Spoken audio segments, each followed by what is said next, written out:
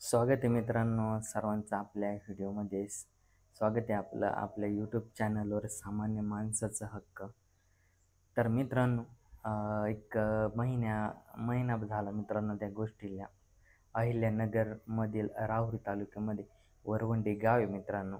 तेथे एक सैन्य दलाचा अभ्यास करताना विमानामधून एक बॉम्ब पडला होता मित्रांनो. जिवंत असा बॉम्ब पडला होता व तो बॉम्ब राहणारी वस्तू आपली लोकवस्तीच्या शेजारीच पडला होता, म्हणजे शेतीमध्ये पडला होता. तर त्याला मित्रांनो महिन्याचा कालावधी उलटून गेला होता व जिल्हाधिकारी व सैन्य दलाचे वरिष्ठ अधिकारी येऊन त्याची पाहणी करून गेले व त्याला बऱ्याच दिवस त्याच ठिकाणी तो मातीमध्ये असा पुरला होता.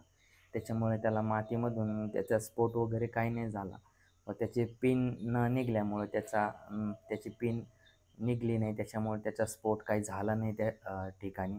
जर त्या बॉम्बचा स्फोट तिथे झाला असता तर 10 नाही आपलं सॉरी 1-1.5 किलोमीटरच्या अंतरावर सगळं एकदम हे जळून खाक झालं असतं मित्रांनो.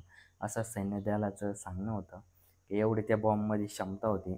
कसं युद्धाचा व काही अभ्यास वगैरे चालू असायचं वायुदलाचं त्या फायटर प्लेनमधून तो बॉम्ब पडला मित्रांनो त्या ठिकाणी गावाच्या व तो आपलं लोकवस्तीच्या आसपास एरियामध्ये पडला व तो पडल्यामुळं तिथे इतकं मोठं म्हणजे आवाज आला की गावकऱ्यांना कळलंच नाही लवकर काय इथे काय झालं काय नाही. म्हणजे ते बॉम्ब पडल्यानंतर व बरं मग अफवा उठले मित्रांनो तिथे गावामध्ये बॉम्ब पडला त्याच्यामुळं गावात भीतीचं वातावरण होतं.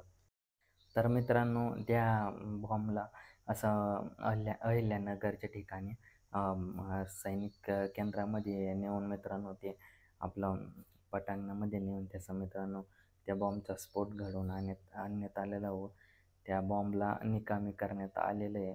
तसं आपले अहिल्यानगरचे खासदार लंकेश साहेब यांनी सैन्य दलांना असे निर्देश दिले होते का लवकरात लवकर या बॉम्बचं नायनाट तुम्ही करून टाकावं. सैन्य दलांनी त्याला वरवंडी गावातून नेऊन अहिल्यानगरच्या कॅम्पमध्ये नेऊन त्याचं काय आपलं त्याचं नायनाटचं हे केलेलं आहे मित्रांनो. त्याच्यामुळं आता भीतीचं वातावरण टळलेलं आहे मित्रांनो.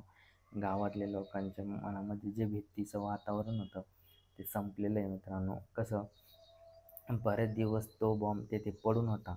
महिन्याचा कालावधी त्याच ठिकाणी तो बॉम्ब होता मित्रांनो. म्हणजे त्या बॉम्बला आपलं बरेच दिवस काढण्यात लागले व वरिष्ठ अधिकारी येऊन त्याची पाहणी वगैरे करण्यात आली. त्याच्यानंतर त्या बॉम्बला हळूवारपणे काढून व कॅम्पमध्ये तिथे नेऊन त्याचं नायनाट करण्यात आलं. त्याच्यामुळं आता काय ते टेन्शन गेलेलं आहे गावकऱ्यांचं देखील व गावकऱ्यांनी मोकळा श्वास घेतलेला आहे मित्रांनो. मग आजचा व्हिडिओ मित्रांनो मी इथेच संपवतो. आशा करतो तुम्हाला आवडला असेल तर लाईक, सबस्क्राईब, शेअर नक्की करा व तुमचं मत काय कमेंट बॉक्समध्ये नक्की कळवा. सर्वांना जय आदिवासी, जय महाराष्ट्र.